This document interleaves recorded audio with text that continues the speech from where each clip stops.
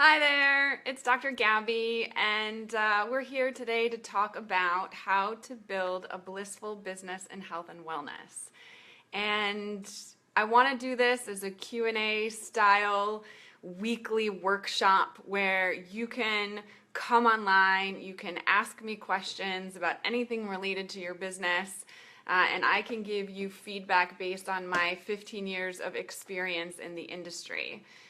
So at any point when you want to jump in the conversation, just jump in and let me know what you're thinking about. This is a very huge topic. I've already written one book about it, Blissful Business, How to Create Your Dream Career in Health and Wellness. And I could write 10 more books about it. I'm writing a second book about it.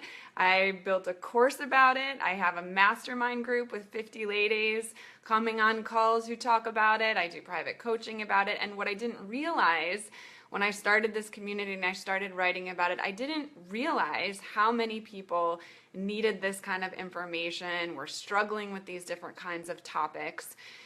And so I found myself in this amazing territory of like, wow, I can really serve a lot of people and help a lot of people, which is what drives my work. And that's really one of the main things that I wanted to start talking about in this first video is your why you're doing what you're doing, and how that why influences everything that you do in your business. And sometimes we think of it the other way around. Sometimes we're focused on the customer so much that we're not really thinking about, our why and what value that we're creating. So if you did have the opportunity to check out my book, you'll know that I propose a sort of three-prong approach, I guess you could call it, like a three-legged stool, to figuring out how you can use your expertise and your knowledge and your experience to serve others. And the way that that works is first you need to do some reflection. You need to do some reflection, some introspection about what it is that you're trying to create. What are you trying to create for yourself? What are you trying to create for other people? In the first chapter of my book, there's a meditation download that you can download that you can use to visualize what you're trying to create. Do you want to reach millions of people with your message? Do you want to have a little neighborhood office or center where people are coming to you face to face? Do you want to write? Do you want to speak? Do you want to podcast? What is it that you want to create? And that requires a lot of investigation, not only internal investigation, but you have to look at what's happening in the world. What is it that people care about right now? I mean, for example, we have a lot of craziness happening in the world with violence and obesity. And I mean, there's just so many different issues that you could bring some of your expertise and some of your passion and knowledge, and you can serve people. But you have to kind of look around and see what's your fresh perspective? What's your approach to this that's different than what other people are doing? What idea do you have that maybe needs to be heard that hasn't been put out there before? And so the more that you can reflect and journal and discuss this with your close trusted friends and family and coaches, the more you can kind of sort of uncover really what your gift is that you can share. So that's the first part of it, is this this investigation. And then you have to look at what is the need that you're going to serve. So, a lot of people say, well, I want to serve people to help them lose weight. And there's a bazillion products that you can use to lose weight. And there's fitness programs and there's all kinds of things, right? There's a lot of different ways. But your person that you're trying to reach, what is their unique need? And how do they describe that? Do they say, oh, I'm tired all the time? Do they say, I've just sort of lost interest in life? I mean, what is their language that they're using to describe what it is they're going through? And starting to connect with that, like the problem that you're trying to solve, the language that the people are using who have that problem. And then you have to connect all the dots. You have to, hi Christine, good morning, afternoon. You have to connect all the dots, and you have to find a way to provide value for the person that you're trying to serve. So I wanted to hone in on this idea of value when I was talking to you today, because I think we get a little bit lost. So much of what we do in health and wellness is about marketing, and so many practitioners that I work with and I talk to have a bit of an aversion to marketing. They don't want to sell. It feels a little weird or creepy or something like that. But if people don't know about what you're doing, then you can't serve them. So a big part of what we do is marketing, and a big part of marketing is creating value. So this is a bit of a mind shift. In the past, right, marketing has typically been, just the like billboard for used cars, or like the incessant TV commercials or something that are just, look at this shiny thing, buy this shiny thing, right? That's not what service-based, heart-centered marketing is about. Marketing in health and wellness is about value. What value can you give when you're doing Facebook Live, when you're doing a social media post, when you're doing a newsletter, when you're doing a podcast? What value can you give, and how does that make a connection with the person that makes them then want to work with you or buy your products, right? So, for example, I got a message yesterday from one of the women in the Women in Wellness Club who's doing her very first newsletter. So shout out to Carol. Congratulations on that. And the newsletter is beautiful, and it has, these gorgeous images of products and stuff like that. And she can do that, and she may get a response. But one way to take that to the next level is, how can you provide more value when you're sending out a newsletter that's describing your products? How can you provide more value to the person who's getting that newsletter so that they're engaged in the communication that you're sending them? So today, right before I was logging on to do this broadcast, I got an email in my inbox from someone that I follow who is, I guess you could call her a professional blogger. She supports other bloggers to make great blogs, successful blogs. And her email that she sent to me was 3 mistakes that are stopping your blog from growing.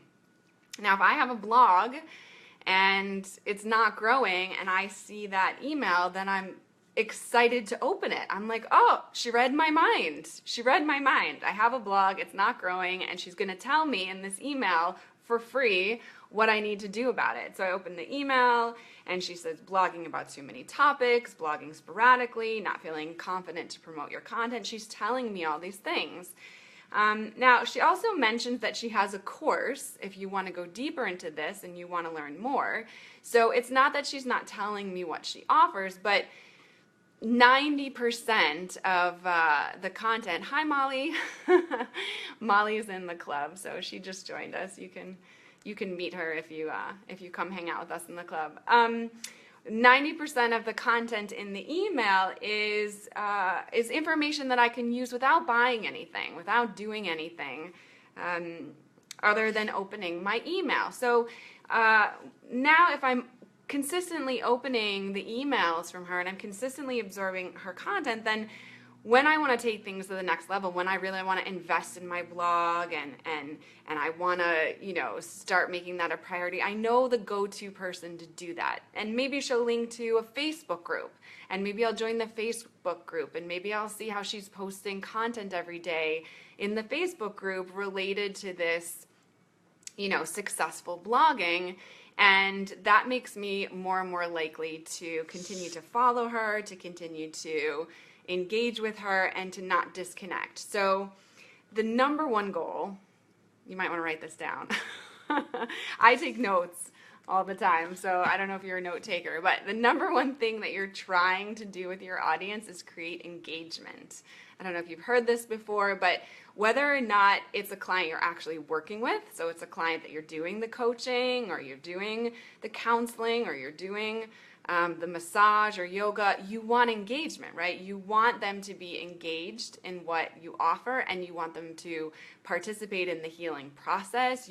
If you're a personal trainer and you give them exercises, you want them to do the exercises, right? So engagement is critical. Getting them invested is critical. And there's rules of engagement, and you know this because you're surfing around on Facebook and you have an inbox filled with a lot of different kinds of content, and you know what you engage with and what you ignore. You know what catches your eye and what's boring to you. So Molly, Christine, anybody else that's here with me, if you guys want to post questions, please do that.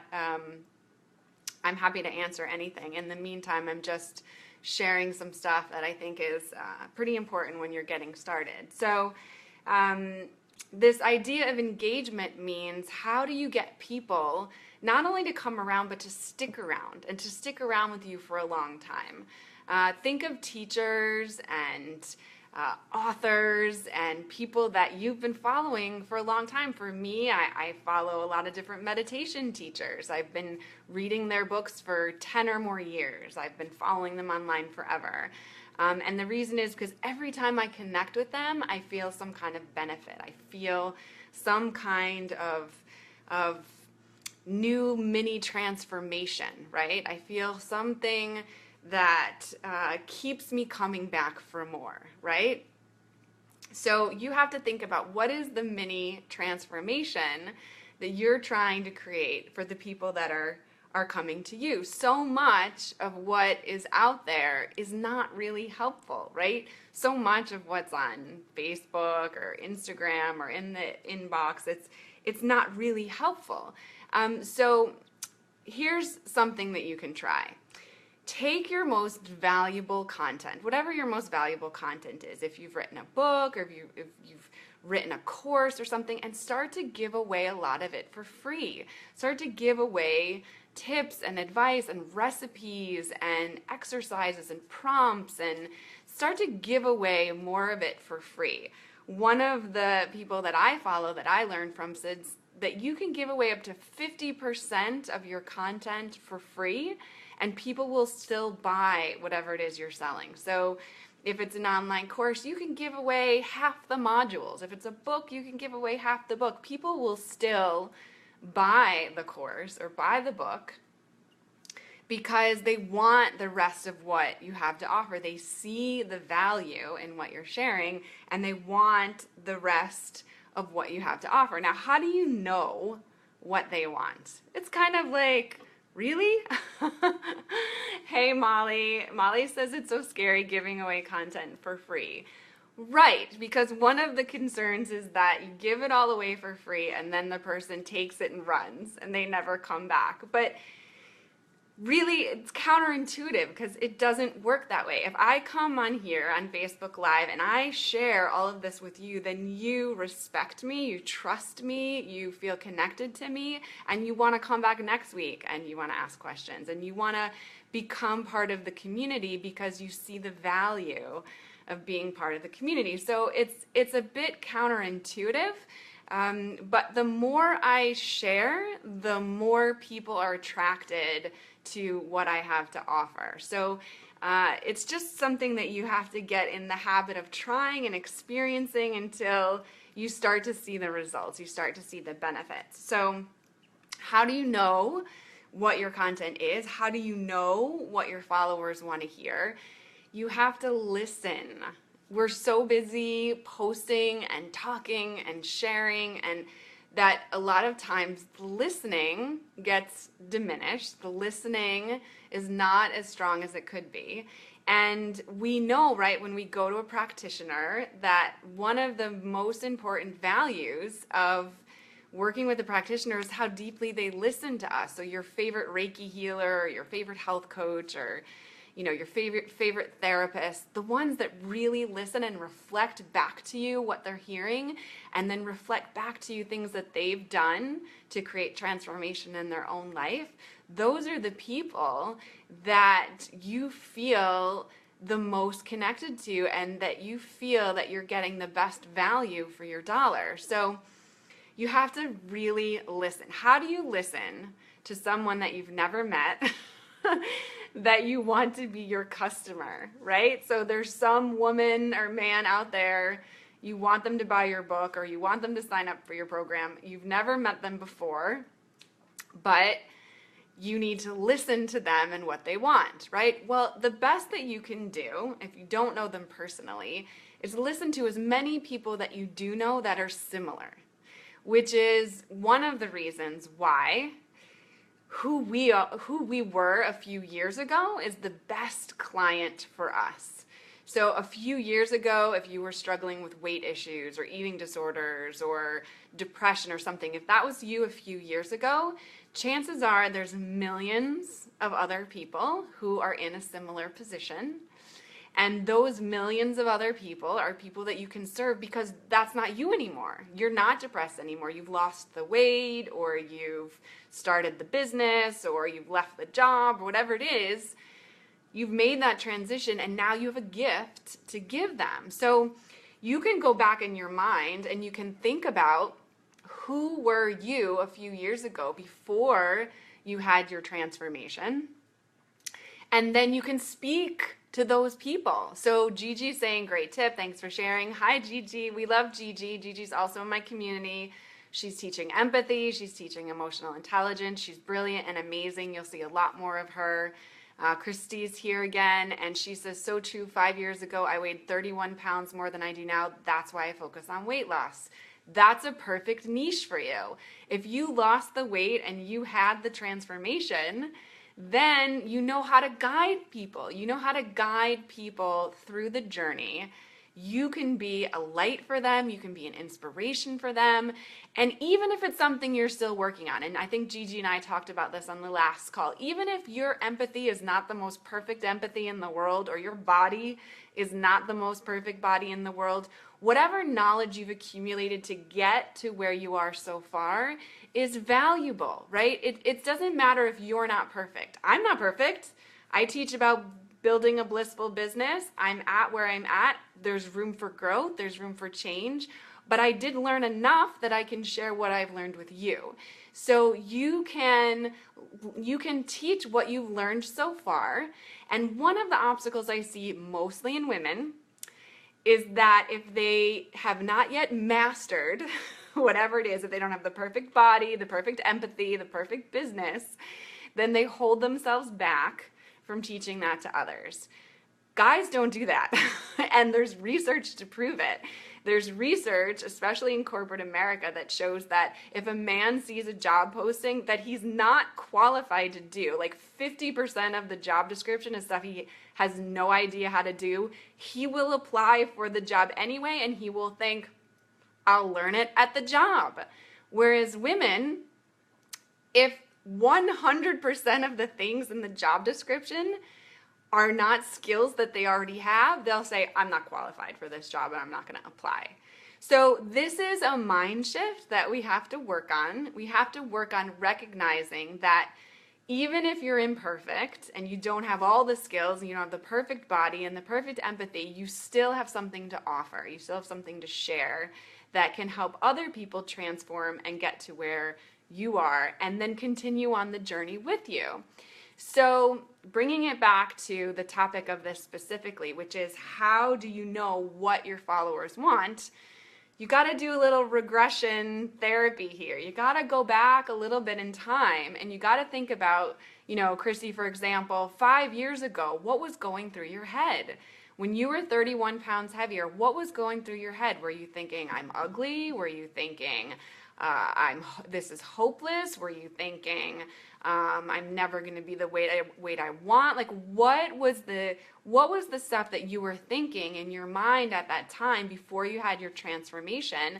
And then that's what you tell people in your marketing. Now, again, we're speaking about marketing as something of adding value. I'm going to tell you right now, one of the best books that I read on this is called Utility, Utility, by Jay Baer. And he talks about how smart marketing is about helping, not selling. So that's a resource that you can use if you want to check that out.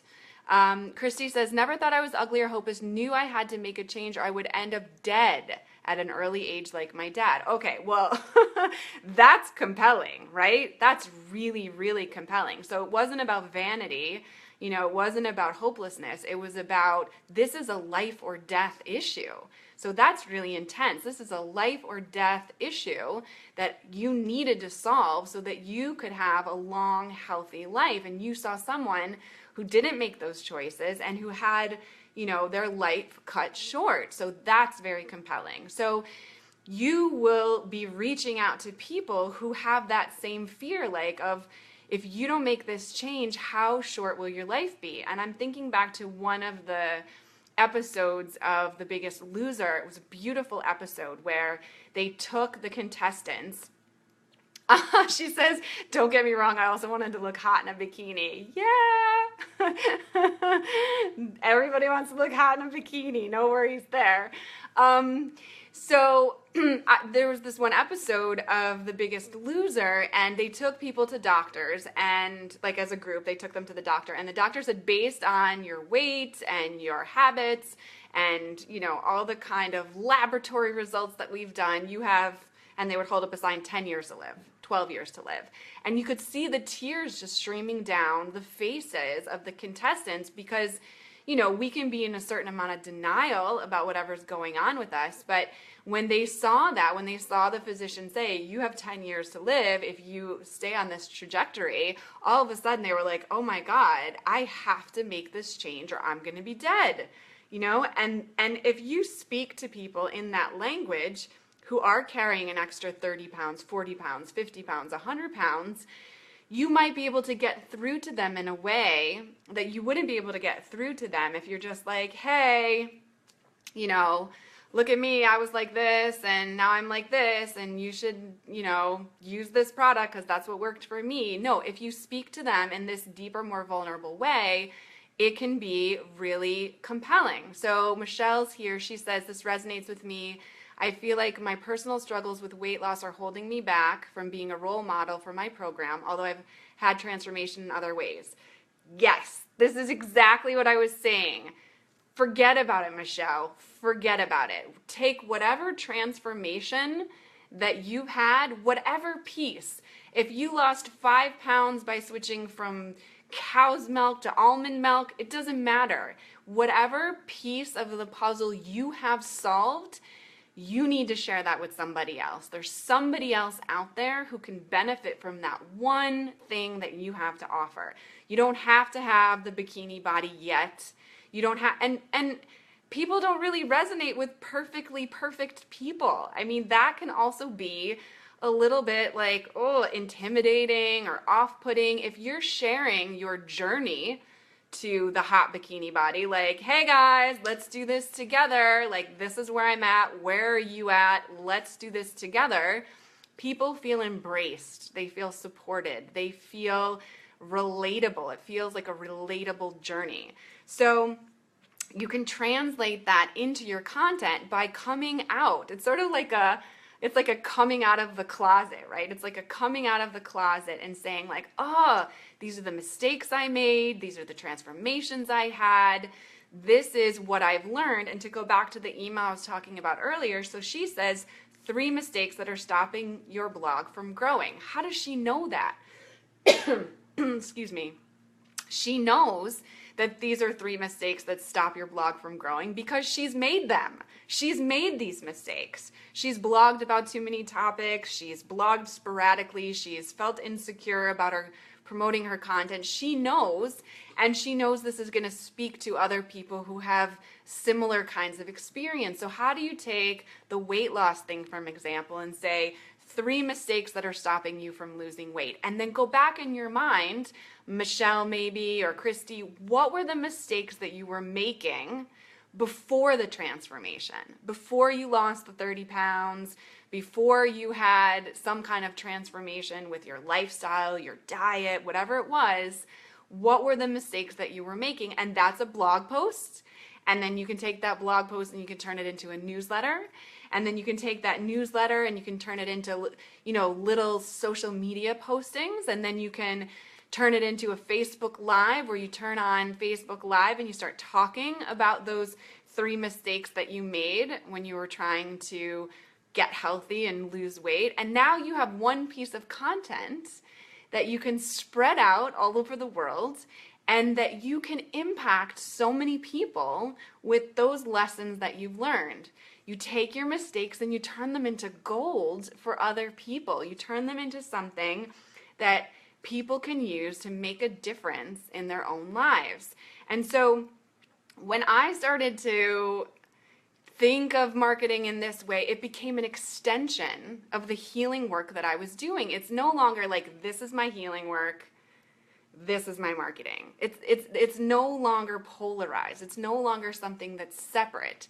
It's really a marriage between the two, where if I'm putting out this video, if I'm putting out a blog, if I'm putting out a newsletter, it's an extension of my intent to heal and transform other people. Christy says, great advice. I really need to repurpose my material in all these ways you mentioned. Yes, and I have to be mindful of this too. So the last thing that I wanted to talk about, because we have a few minutes left here, is that there's a difference between an update and then adding value. So updates that we're very good at doing is like, selfie, I'm drinking a green juice, selfie, I went for a run, selfie, look at my dog, he's like licking my face. Like, all of that's amazing, and it makes you look like a real person, and it makes it fun. Hi, Lakaya, nice to meet you. She says, this is great information, thanks for sharing. My pleasure. All that's fun. Do all the selfies, let the dog lick your face. It's fantastic. But there's a difference between like an update and then creating value. So let's take the smoothie. You made the smoothie in the morning. The smoothie is amazing and delicious. How does that add value for somebody else? Sometimes you got to think about it for a minute. How does this add value for somebody else? Okay, well, let me think about it. Where are they? They're not drinking the smoothie. They're drinking a coffee. Okay, so you might say to them, replace your coffee, once a week with a green smoothie, and you're going to see this, and this results. Here's me and my smoothie. Okay, like that's it. That one little extra bit of information, and then maybe a recipe for the smoothie that they can make. Now you've taken something that was an update and you've created value for somebody else. Mary Ellen says, Gabby, I agree. Since everyone gets to their place differently, if the perspective that is gained from your personal experience is a nugget that could reach maybe one other person, that's a plus in the right direction. That's really beautiful and really well said. We can think of these little pieces that we have to offer as little gold nuggets that we're handing out to other people, to create that transformation. So in your mind, the next time that you're thinking about doing an update, which I highly encourage you to do your Instagram, your Pinterest, your Twitter, your Facebook, your newsletter, do your update, but stop for a second and think about the person receiving the update and how can you create value for them? What can you say or do that's going to create more value for them? If it's a fitness thing, tell them how they could do it, where they can do it, how they can hire you as a coach to get them through it, how they can find a support group to stay motivated.